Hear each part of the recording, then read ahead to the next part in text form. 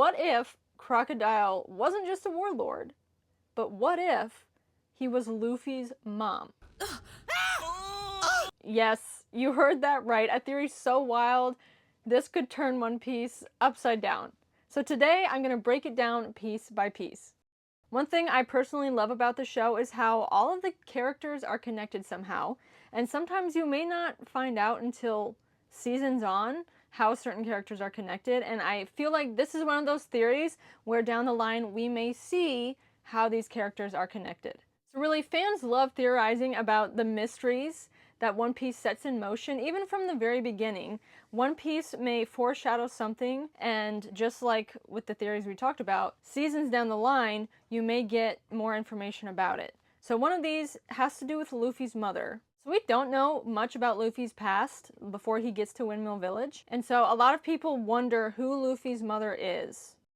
So who is Crocodile? Crocodile is the main villain of the Alabasta arc. He first shows up in episode 76. Yeah, hello. You've reached the Crack Cafe. Can I take your order? You can quit fooling around now, jackass. He is known as Mr. Zero. He is the head of Baroque Works, and he is keen on overtaking Alabasta. Beyond being the main villain of Alabasta, he is one of the 7 warlords of the sea. The warlords are pirates who have been given status by the government in order to kind of do the government's bidding and kind of govern in a sense to make sure the world stays in order. There are 2 unforgettable traits about Crocodile. So number 1, he has a scar across of his face that looks like maybe someone tried to chop off his head. And then 2, he ate the sand devil fruit. So he can manipulate sand and absorb moisture with this power. Let's go over how Crocodile's sand devil fruit power works.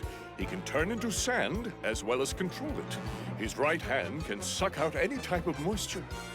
People and plants will wither away, while rocks and earth will turn into sand.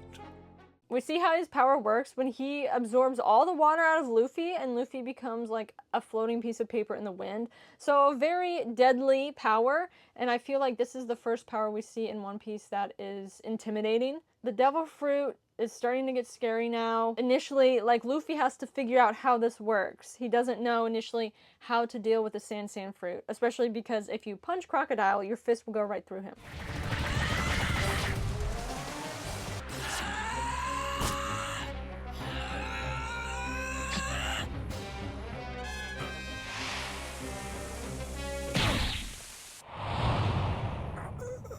So Luffy, being the combat strategist he is, Oh no! Please! he figures out that the only way to touch Crocodile is to be covered in water. And so when he has water on him, or blood for that matter, he can punch Crocodile and actually make contact with him. And that is how he ultimately defeats Crocodile in Alabasta. So there, you'd think we'd forget all about Crocodile as we move on to other arcs. But he's actually going to show up again in Impel Down. When Luffy goes to rescue Ace, Crocodile is a prisoner on the same floor as Ace, and Luffy frees him in order to escape. He thinks that Crocodile could help him escape. And we actually see Crocodile do some interesting things in the Impel Down and the Marineford arc, because we see him then protect Luffy and Ace multiple times within the Marineford fight.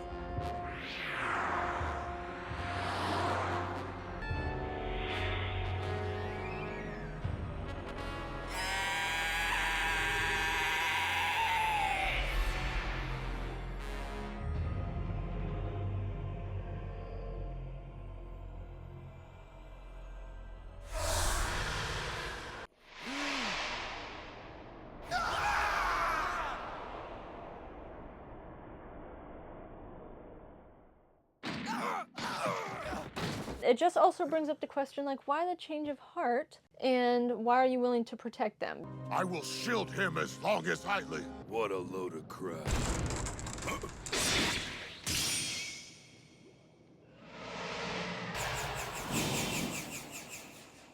He protected us. Able?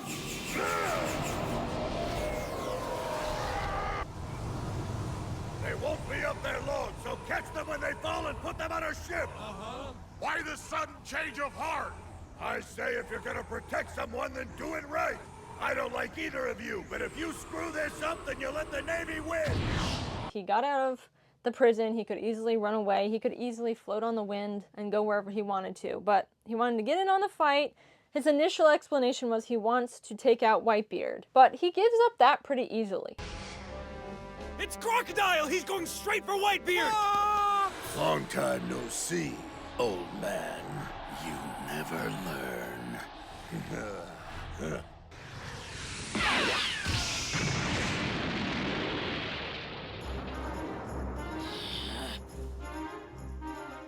So that is Crocodile. Now let's talk about Luffy's parentage. So we know that Garp is Luffy's grandfather. Garp is a legendary marine. And we know that Dragon, Monkey D. Dragon, is Luffy's father. And the first time we see Dragon is in Log Town, where Smoker and Luffy are fighting, and Dragon stops Smoker. We also know that Dragon is Luffy's father because Garp told Luffy specifically at the end of Enies Lobby. By the way, Luffy, I heard you met your old man a while back. Huh? My dad? No, I don't think so. I didn't even think I had a dad.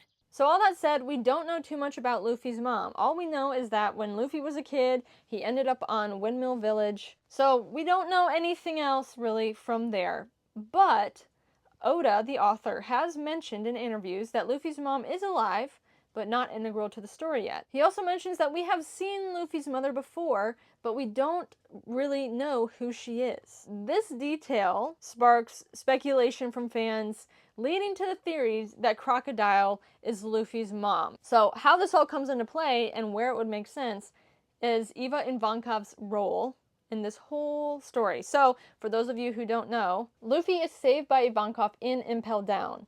Ivankov was part of the Revolutionary Army and therefore knows Dragon and has worked personally with Dragon, who is Luffy's father. Ivankov saves Luffy when Luffy gets covered in Magellan's poison, and Magellan, as the warden of Impel Down, is trying to rid Impel Down of the pirates. So thanks to Bon Clay, aka the Goat, they find Ivankov, and Ivankov then goes on to help Luffy. Ivankov's devil fruit power enables them to manipulate hormones. So that's how they're able to save Luffy, but it's also how they're able to change people's biological sex. The female hormone!